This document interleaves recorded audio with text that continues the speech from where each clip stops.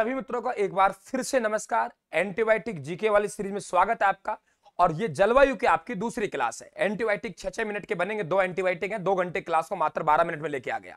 जिन साथियों ने एंटीबायोटिक पहला नहीं देखा हो वे एंटीबायोटिक आप पहले देख ले। क्या कहा मैंने? जिन साथियों ने एंटीबायोटिक पहले नहीं देखा हो तो वे आपके एंटीबायोटिक कौन देख ले, पहला वाला एंटीबायोटिक आप लोग देख ले। बात क्लियर? अब देखिए मित्रों, हम लोग बात कर रहे हैं आप लोगों के कि ये जो आप लोगों के मैंने जलवायु प्रदेश बनाए, 5 जलवायु प्रदेशों में मैंने इसको जलवायु को बांटा है।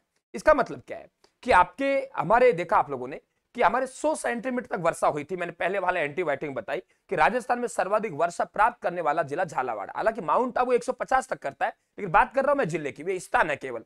तो 0 से 20, 20 से 40, 40 से 60, 60 से 80, 80 से 100 मैंने क्या बना दिया, ये आपका इलाका बना दिया कि आपके 5 जलवायु प्रदेश बांट दिए। अब आपको मैंने मरुस्थल पढ़ा है, मरुस्थल भी आपको पता है कि ये जो भाग है ये आप लोग एक वे भाग है जो आपके 50 सेंटीमीटर की वर्षा रेखा है जो अरावली के थार के मरुस्थल से अलग करती है, ठीक है। और ये 25 सेंटीमीटर वर्षा है जो थार के मरुस्थल 2 भागों में बांटती है। लेकिन मैंने क्या किया है, यहाँ पे आप लोगों के ये जो है हमारा शुष्क है, बिल्कुल शुष्क है, कम वर्षा होती है। ये भी शुष्क तो है लेकिन ये आधा शुष्क है, इसे कहा अर्ध शुष्क जलवायु प्रदेश।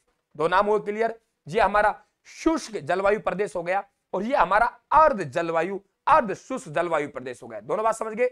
शुष्क जलवायु प्रदेश और अर्ध शुष्क जलवायु प्रदेश। वे ज्यादा शुष्क है, ये कम शुष्क है। अब देखो, अब हमारे पास आता है एक आर्द्र। ये आर्द्र है, 60 से 80 वाला आर्द्र है।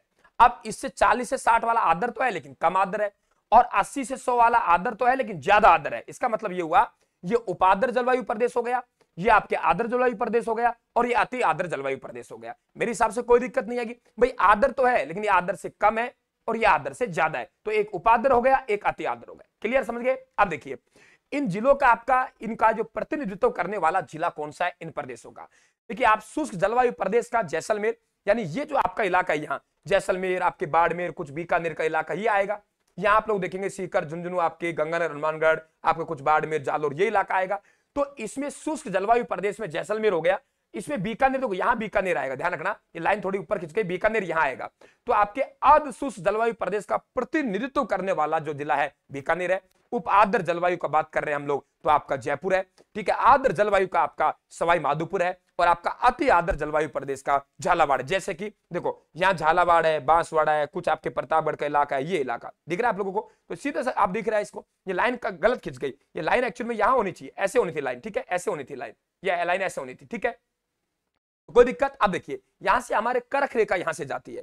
करक रेखा राजस्थान के दक्षिणी भाग से, मैंने बताया पहले, डूंगरपुर के दक्षिणी भाग को छूती हुई और बांसवाड़ा के मध्य से निकल जाती है, ठीक है। और 21 किलोमीटर आपके क्या है आप लोगों के, ये आपके लंबाई। मित्रों कर्क रेखा आप लोगों के सूर्य कहां चमकता है? कर्क रेखा पर चमकता है, ठीक है। और सूर्य उत्तरी गोलार्ध में सीधा कब चमकता है? 21 जून को। तो 21 जून में हमारे गर्मी खूब होती है और 21 जून को हमारा सबसे बड़ा दिन होता है।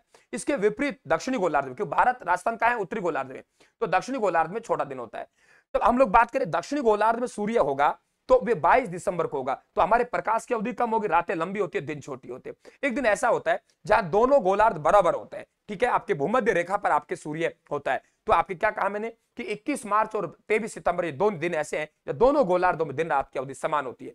कर्क रेखा मित्रों, अब सीधी सी बात है, जब कर्क रेखा बांसवाड़ा में है तो सूर्य की सीधी किरणें कहां पड़ेंगी, कि कहां पड़ेंगे आप लोगों के कर्क रेखा पड़ेंगी। तो सीधी किरणें आपके कहां है? बांसवाड़ा में। यहां से जैसे जैसे ऊपर जाएंगे हम लोग उत्तर तरफ तो तिरछी किरणें बढ़ती जाती है। तो तिरछी किरणें श्री गंगानगर में। अब जरूर नहीं आपको श्री गंगानगर दे, आपको ये ध्यान रखना, यहां से मैंने बोला ना, हो सकता है यहां के बाद अजमेर दे दे, डूंगरपुर, बांसवाड़ा, प्रतापगढ़, अजमेर। पूछे इनमें सबसे तिरछी किरणें कहां पड़ेंगे? अजमेर।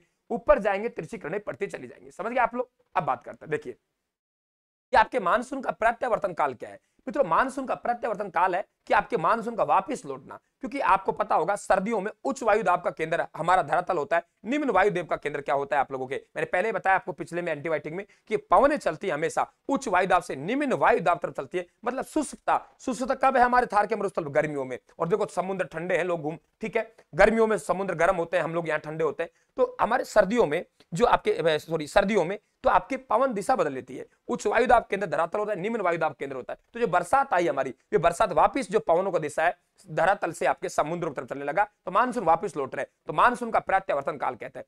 अनावृष्टि साथियों, अनावृष्टि मतलब है कि वर्षा हुई नहीं। अतिवृष्टि, वर्षा ज्यादा हो गई।